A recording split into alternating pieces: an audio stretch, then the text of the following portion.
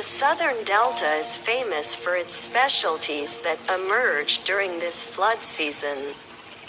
Initially, I don't know which romantic ancient people did the super romantic thing of eating flowers. And from then until now, people in addition to looking at flowers also know how to eat flowers.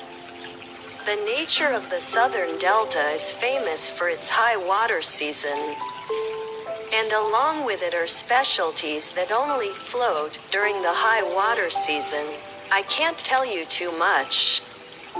I'll just temporarily display two popular things that are luxurious and extremely popular, which are the water lily and the Sesbania flower. This is about the bronze water lily, rice water lily and ghost water lily. Not the ornamental water lilies of all kinds that people grow in ponds and cut and sell at the market all 4 seasons. So when entering any seafood hot pot restaurant in town, people will see lying among the plate of raw vegetables a few pieces of purple water lily, stiff and stiff. Trying to look like a rustic and rustic soul. The hustle and bustle of urban streets.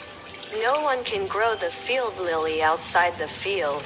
Only when the flood season rises. The water streams full of silt flowing through the fields wake up the flower sprouts to celebrate the water. The higher the water, the longer and softer the water lily's stem becomes. It's called eating water lily. Poetic, but actually people only eat the stem of a water lily. The flower can be eaten, but it is only for entertainment and cannot be processed into a filling dish.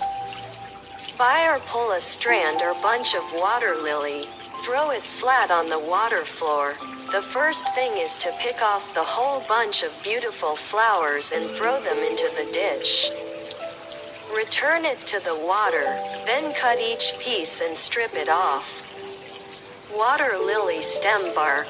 After removing the outer layer, the water lily stems are soft and smooth and delicious. Cut water lily stems into long pieces about the size of a ling fish. Cook sour soup with ling fish. These two things only meet each other during the flood season, even before eating it. It is already delicious to the eyes because of the harmony of the body. Don't add hue leaves, braised cilantro, anything. Those seasoned leaves and all kinds of herbs confuse each other's flavors. You should only have 1 taste of thick leafy spinach. Add a lot of it to the pot of boiling soup with fresh tamarind cooked with the cracked shell and it will be delicious. Bury the willow flower, Sesbania flower. Sesbania flowers are actually just eaten by the flower. The yellow Sesbania constellations glowed in the corner of the sky. If you canoe from afar, you will see them fluttering as if calling happily. The Sesbania flower is as beautiful as the dancing girl orchid. A whole forest of dancers, shining so high and luxuriously across the water fields. It is truly a generous gift of beauty from heaven. I don't know who in the past discovered that Sesbania flowers were edible. Perhaps because the Sesbania flower does not have a noble scent like other flowers. The humble Sesbania flower smells of grass, the smell of steaming firewood cooking water, and the smell of newly poured tea grounds from a kettle. That simple aroma combined with the bland taste is easy to get along with, so Sesbania flowers can easily be shared with many other things. Sesbania flowers as pancakes. Sesbania flowers dipped in braised fish sauce. This dish looks a bit berry willow flowers because such fragile, pure yellow petals must be submerged in the dark brown color like muddy water. Suspania is very easy to get along with. With Suspania flowers, the rich braised fish sauce becomes completely mild. And the elegant soul of Suspania flowers is even more deeply felt. The most unique dish is stir-fried Suspania flowers with shrimp seaweed, grass shrimp, also shrimp and shrimp. Stir-fry sesbun flowers with tiger prawns and crayfish to make them cool together.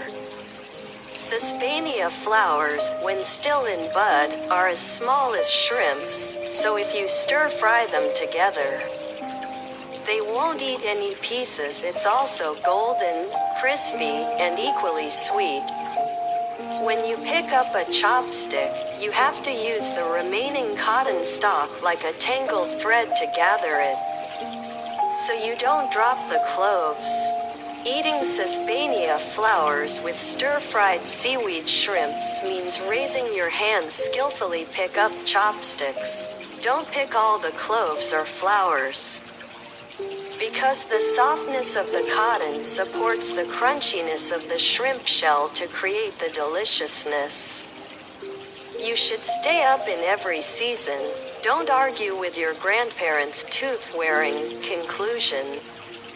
Every year there is a flood season, wherever you go, wherever you wander back and forth. Try to remember to return to your hometown to eat water lilies and Dean Dean. Let that special, memorable flavor of the 4 seasons bloom forever in the place near our stomach, our heart,